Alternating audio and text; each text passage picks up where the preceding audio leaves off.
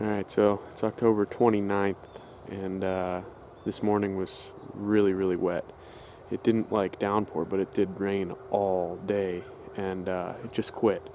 So I'm going to try to get a little afternoon hunt in right now. I just got onto the trail. I'm going to head up this way, and then just check the wind. It's coming right in my face, so I should be able to walk through the woods this way, keep the wind in my face, and be really quiet. So we'll see what happens, and try to get in some deer here.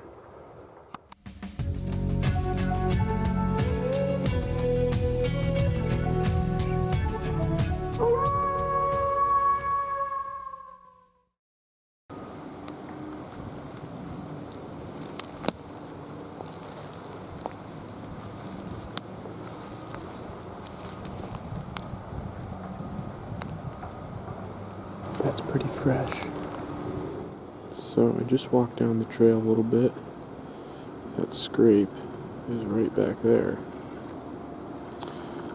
Right here, there's a decent rub.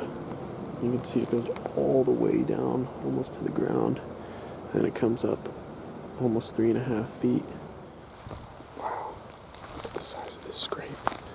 I just saw another scrape back here. A scrape and a rub. Right in front of that downed tree right there, there's a scrape. And then back there, there's a tree that's rubbed. There's another scrape, huge scrape right here. And then look at the size of that licking branch that got broke. That's like 1/2 inch. There's another scrape right there.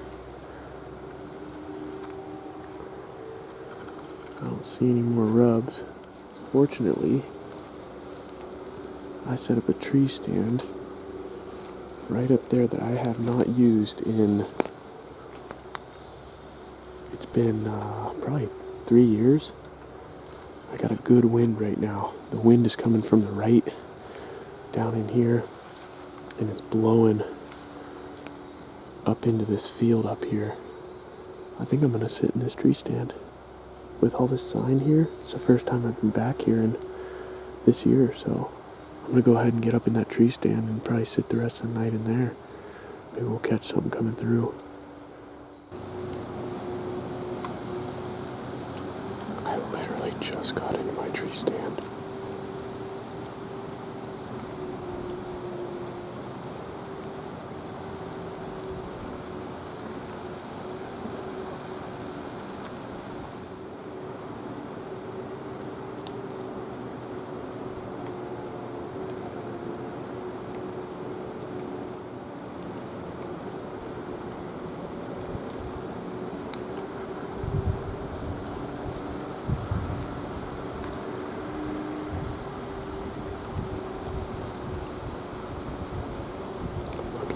Button buck. Wow. I literally just got in my tree stand. And that button buck came sprinting up the hill, turned around, came back down, was sniffing my trail. I literally was just trimming some of these branches off this tree so that if I got a shot, I could make it through this tree.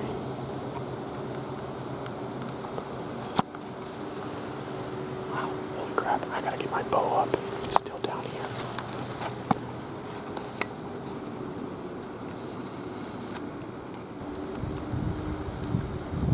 It's a buck.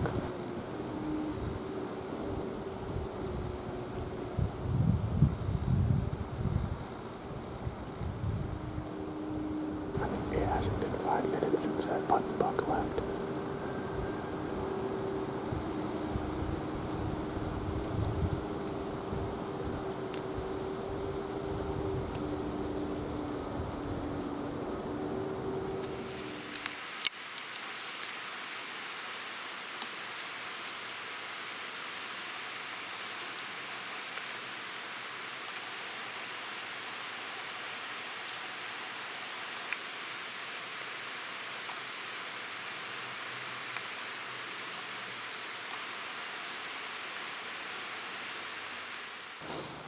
Well, it started raining. What's new, you know? Feels like it's been raining for like a week straight. But I did get I did get eyes on a decent buck. He came in pretty much right after that button buck. Got my bow up, and like 5 minutes after that button buck came through, that nice buck came about the same way and was headed out the same way. And so he was behind some brush, and I snort wheezed and grounded at him, and couldn't really see him. I lost track of him for a little bit. I think he did stop, but maybe a minute or two later, I'm not sure if it's the same buck or a different one, came in from a different angle and was headed out kind of the same way.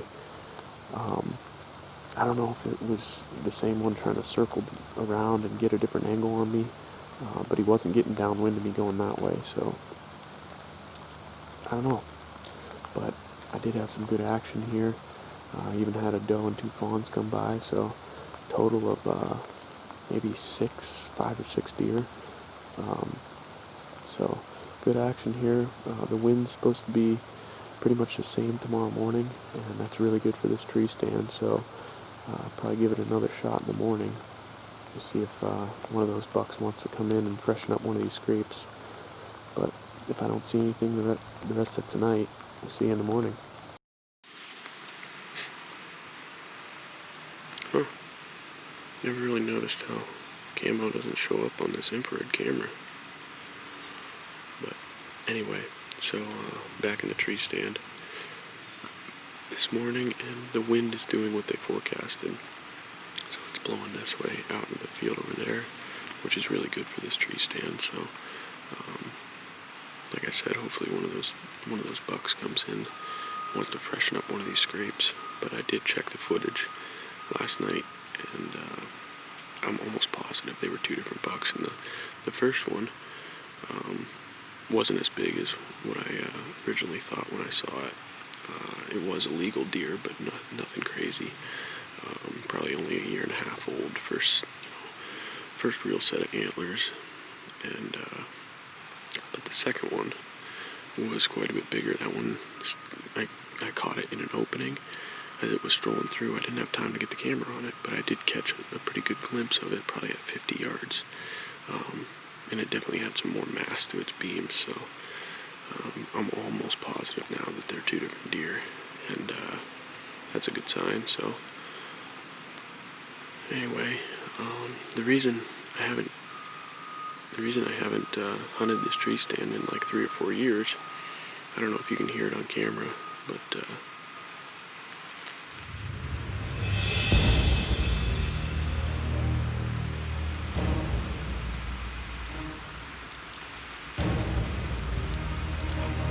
just heard something.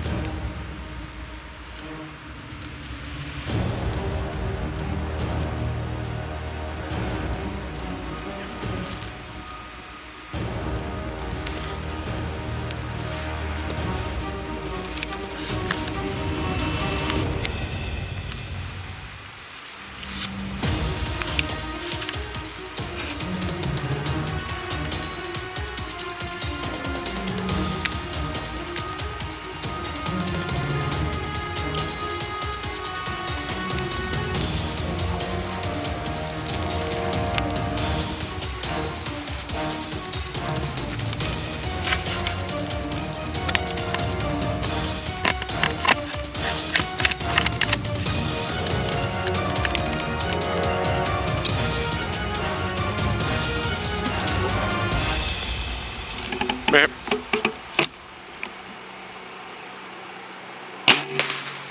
Smoked it. Yep. And that's right there. That's why you use cut on contact broadheads, because he stopped right there.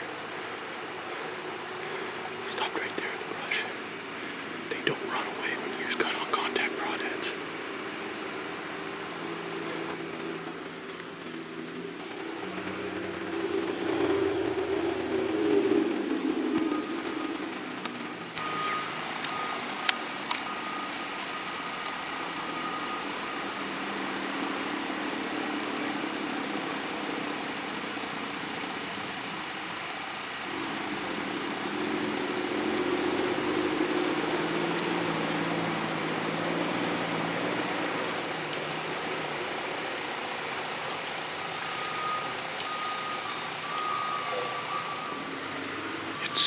1:37, so it's plenty light enough to shoot. It's just camera doesn't pick up this early morning light very well, so I got it in infrared mode.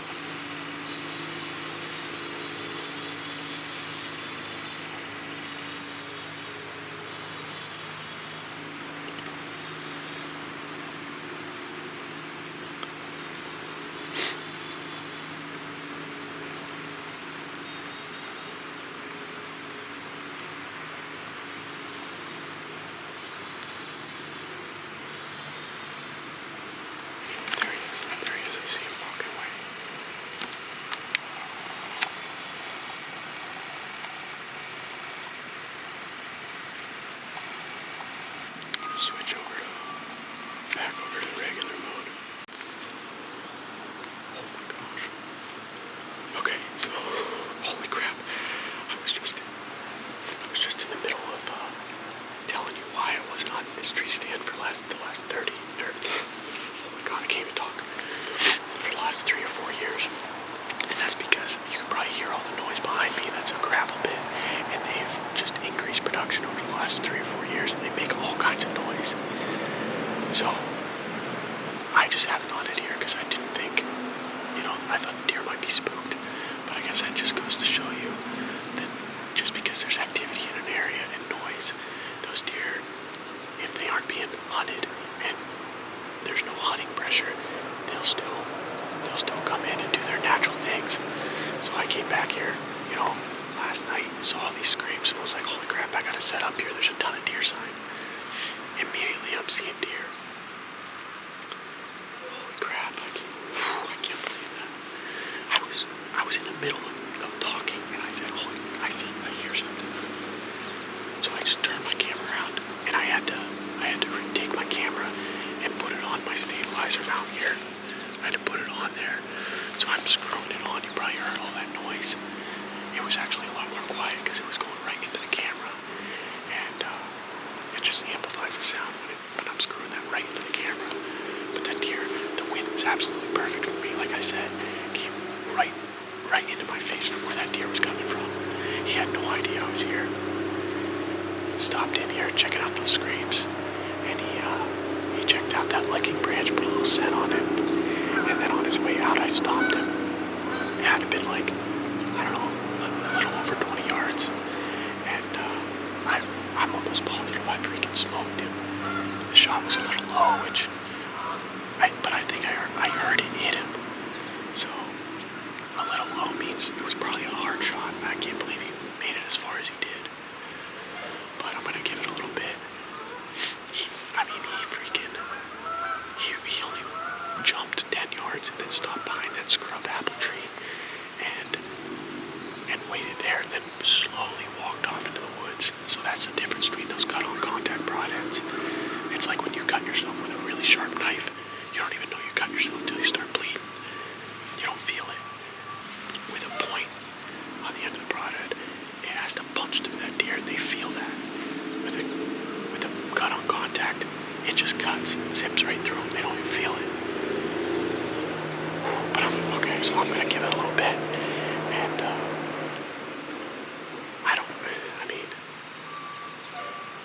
I can't believe that he's still alive. But if he is, I'm gonna give him a little bit of time to move away still, and or just a little bit of time to die. I'm gonna head down there, check my arrow, make sure it's got good blood on it, and probably go the 10 yards where he stopped by that apple tree and look for blood there. Alright, so here's where I shot him. Here's my arrow. It doesn't look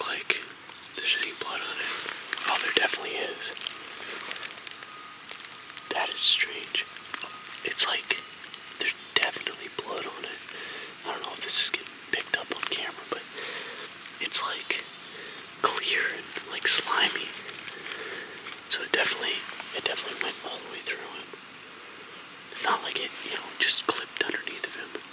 Now they do say with cut-on contact broadheads, the deer don't bleed immediately.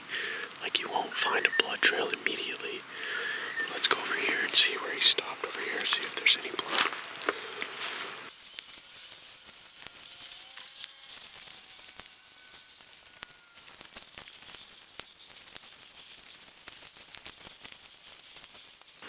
Oh, there's some blood right there. Alright. Okay, there's the first amount of blood I see. I'm going to go ahead and give him a little bit longer. Head back to the house, change, come back out. Alright, so I got changed and I'm back out here. It's been about 2 hours, but I'm going to go ahead and look anyway because as I was leaving, it started to sprinkle on me a little bit. It is supposed to rain today around maybe noon or so, and if that pushes ahead a little bit, I don't want to risk losing a blood trail right now, and I'm pretty sure I did hit him pretty good, so I'm going to go ahead and get on this trail and start tracking. I'm going to be real quiet, but hopefully we find him up here. So I don't see much blood, but I am seeing his kicked up marks where I heard him run, kind of trot through here a little bit.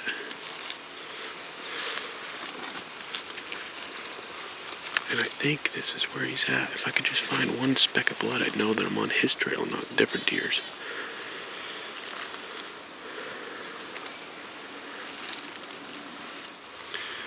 There's some blood right there, so I am on his trail. Wow, this is very little blood. Alright, well, we're back on the blood trail. Hopefully this keeps bleeding a little harder. There's blood. Because it's starting to rain. I gotta beat that rain. Here's some blood. Alright, this is at least better. Oh, there's some blood. Yep. So he came this way.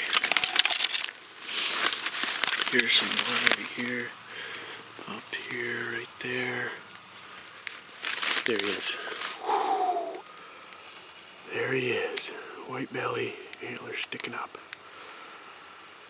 Alright, let's go check him out. Oh man, that was making me nervous.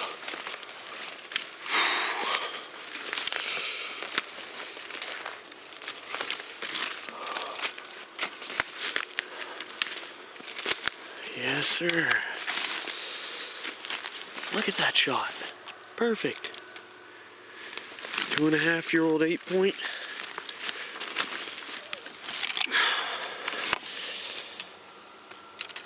That ain't bad. I'll take it.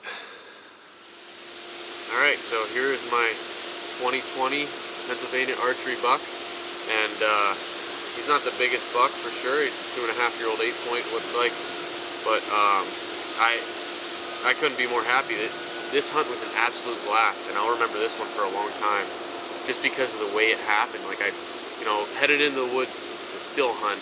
With the wind in my face, everything was going good. I found great sign right underneath the tree stand that I had set up and hadn't even thought about for about 3 years. And then once I got up into there, immediately had action there, and came back in the morning because the wind was going to be right. It was absolutely perfect, and this guy stepped out. It was still, it was definitely shooting hours, but it was still pretty dark. He walked out, gave me a perfect shot. I stopped him, and I freaking drilled him. I can't believe he went as far as he did. He's probably 200 yards away from the tree stand right now. And especially with these new arrows that I got the heavy arrows that I built with cut-on contact broadheads. And that's why he didn't run away. He just walked away because he didn't even know that he got hit.